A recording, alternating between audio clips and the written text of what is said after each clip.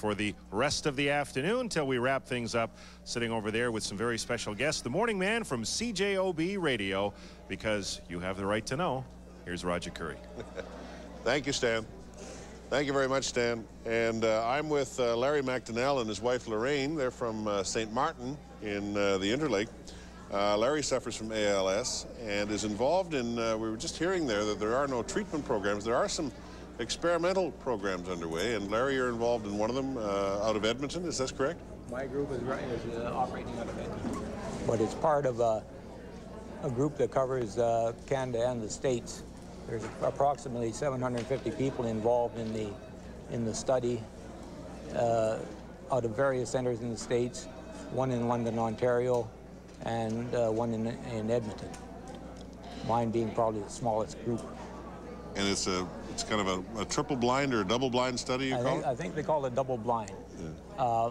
A third of the group, my understanding is that a third of the group gets a real strong dose of this serum.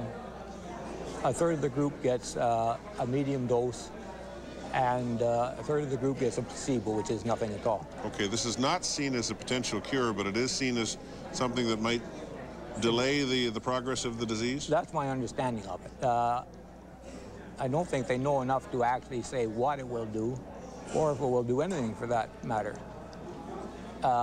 Realistically, they're hoping for something to delay the disease.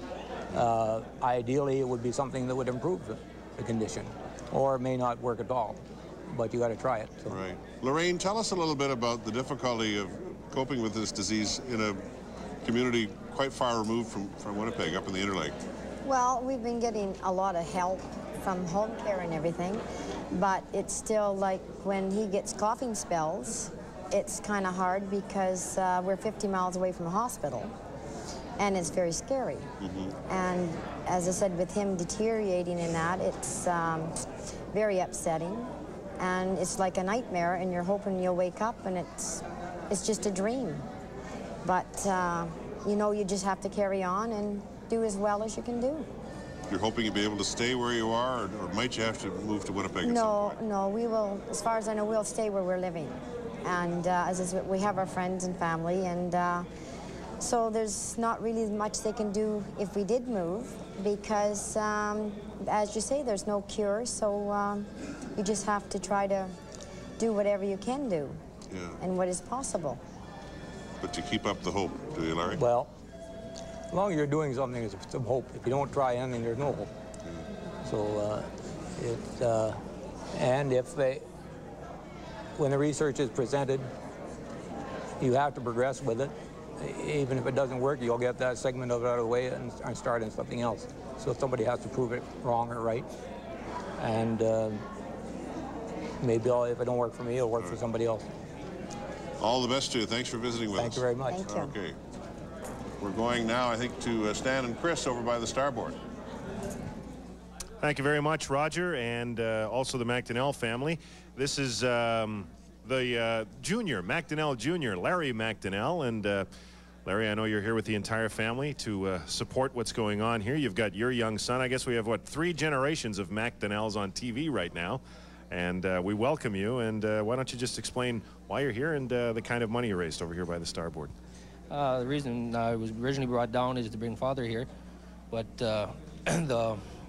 as we became known that I was coming, clear my throat here. That's all right. My slow pitch team and our affiliate slow pitch team, Dream Team, I play for a slow pitch team called the Rockets.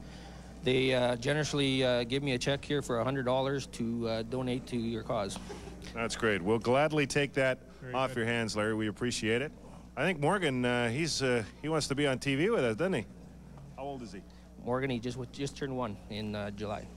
Well, he's a gorgeous baby boy, Larry, and it's a pleasure meeting you and your entire family. Thank you very much. Thank you. All right. So there you have it. There's a lot of, thank you, Larry. A lot of people who play slow pitch in this province, I'll tell you what, Chris. So if you want to take up the challenge, Larry's challenge, then please do so. All right, I've got another challenge here from all Anglican clergy. Reverend Chris Tolton has pledged $50, and he challenges all other Anglican clergy. Okay, let's do a total. Let's find out how much money we've raised on the telephones to this point Here's a look at it right here. We'll get the band with a bit of fanfare and show you our latest telephone total. And it is $51,840. All right. Let's once again remind the folks, Chris, that the money that we see on that particular tote board is strictly from the telephones. There's not corporate donations.